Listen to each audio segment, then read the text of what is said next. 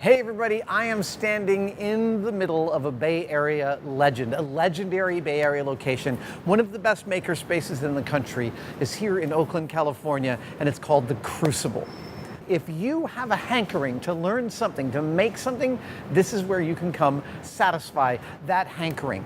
You can work with steel and learn welding, MIG, TIG, oxyacetylene. You can do cutting, you can do sculpting, you can do foundry casting, you can do glass blowing, neon work, jewelry, pottery, woodworking, wood turning, and I'm still probably missing half of the stuff they can teach you here. We're here today to check out a workshop in the electronics and kinetics department. Now, I've often pointed out that coders don't always think of themselves as makers, and I'm here to tell you, coders and non-coders alike, coding is making. And Acer has graciously donated laptops to the electronics and kinetics department in hopes of getting kids interested in STEM and looking towards the future.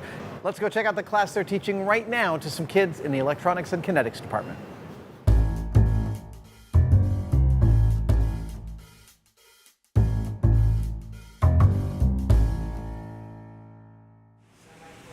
The class that's being taught today in the kinetics and electronics lab is pretty straightforward.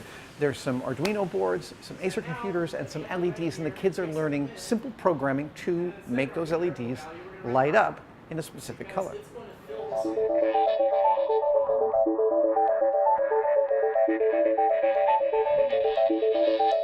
My personal goal is to, bring this into kind of the 21st century. These kids, because they can program, why not? And they can still learn these electronic concepts, but they could just be cooler, because then now they can start doing things on their own with this little brain board. Right. And oftentimes kids are trying to do something like that. They're like, I want my light to turn on when I touch it and then turn off when I touch it again. Yeah, you can do that with some crazy IC flip-flop circuit. We could beat her head against the wall looking at the data sheet, or we could just program it, and it's just way easier. Easy input, easy programming, easy output. Exactly. So just getting the kids program kind of a little bit more into the future. Amazing opportunity with having some computers. Yeah. Shall we check it out? Yeah, let's do it. All right. Yeah.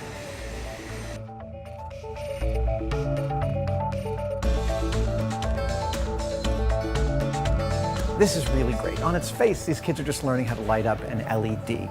But what they're really learning is that a computer is not just a black box that you put stuff in and stuff comes out. They're learning how that process actually happens. And this is sincerely making. It's peeling aside the curtain of the world and understanding how it gets put together. Nate, how is the class going in there? I think it's going pretty well. None of these kids have done any programming or electronics ever before. So they're blank slates. Blank slate, they've done nothing. I saw a lot of lights lighting up. Yeah, well, it's you got to pick like a project that they can quickly dive into. So something like an RGB LED is kind of fun because they're like, oh, I can like mix the colors depending on what I'm programming. It's picking something that like has some sort of immediate result. How do you see this impacting the program moving forward? It's going to be huge.